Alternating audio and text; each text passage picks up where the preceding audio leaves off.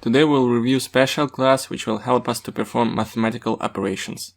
The Java lang maths contains a set of basic math operations, such as obtaining the absolute value, highest and lowest of two values, rounding of values, random values, etc. In this lesson we will not review each specific method in details, because of two reasons. The first reason is that in real life you won't use them all. For example, you will not use calculation of tangent on daily basis while creating web applications. I hope so. And a lot of others trigonometric functions. And the second reason, most of the methods are self-describing and it's clear what they perform from their names. Instead, I would suggest us to focus on how to call these methods and what are the most common methods which we'll use from the math class. Let's open math type source code. In Eclipse you can easily open any type by using the following hotkeys. Hold Ctrl plus Shift plus T.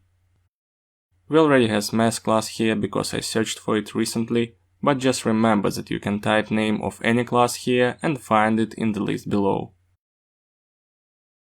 Let's press Ctrl and O to have overview of what we have in this class. First of all, we have two constants here. E, the double value which is closer than any other to the base of natural logarithms. Pi, the pi number, the ratio of the circumference of a circle to its diameter. Here are trigonometric methods.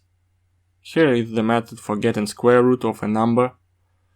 Here is the method to raise the number to the power of another argument. Here is the method to round number. Here is the method to generate random number from 0 to 1. Here are overloaded methods to get an absolute number of a value. And here methods to find maximum and minimum value out of two arguments. And now let's take a look how you can use these methods. To call specific methods in the class maths, or to refer to the constant in the class, use dot. Like this you can refer to the pi constant. And here is how you can call any specific method and see the result in console output. You can also assign the value which is returned from a method to the variable if you wish. By the way, you can extract variable very easy like this. Select the expression, press Alt plus Shift plus L simultaneously, type the variable name, and press Enter. And you can see how we substituted the expression here with variable. You also need to know that some operations with floating point numbers can produce not a number result. Getting square root from negative number will return not a number result. This value usually indicates the result of invalid operations. For example, getting square root from a negative number or dividing 0 by another 0 of double type. All operations with not a number will produce not a number result. By the way, you're already aware that division by 0 throws arithmetic exception. But in case we divide any number by floating point 0, we will get infinity. We can get positive and negative infinity like showed in these examples. And here's how you can round numbers.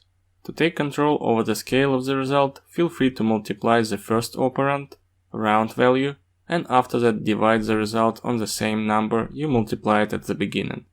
For example, to have scale of 2 for the result, feel free to multiply on 100 and divide the result by 100. And now let's take a look how to generate random number. Math random generates values only between 0 and 1. To get random integer number, you should cast the result to int. To not always have 0 after casting to int, we need to multiply random number by the amount of numbers we would like to have in our range for random number generation.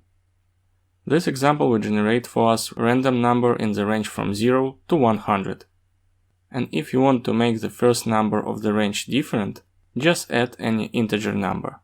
For example, here we will generate random numbers in the range from 100 to 200. In the next lessons we will learn with you one more option to generate random number, with random class. Taking into account this lesson about math class, we'll review only this option to generate random number in scope of the lesson. By the way, in case you want to learn how specific method works, you can hold Ctrl and press mouse left click to get navigated to the method source code and investigate how it works, and to learn the Java documentation for this method. Please feel free to investigate the source code of the math class and learn what are other methods there. After today's lesson you know why you need math class and how you can use it.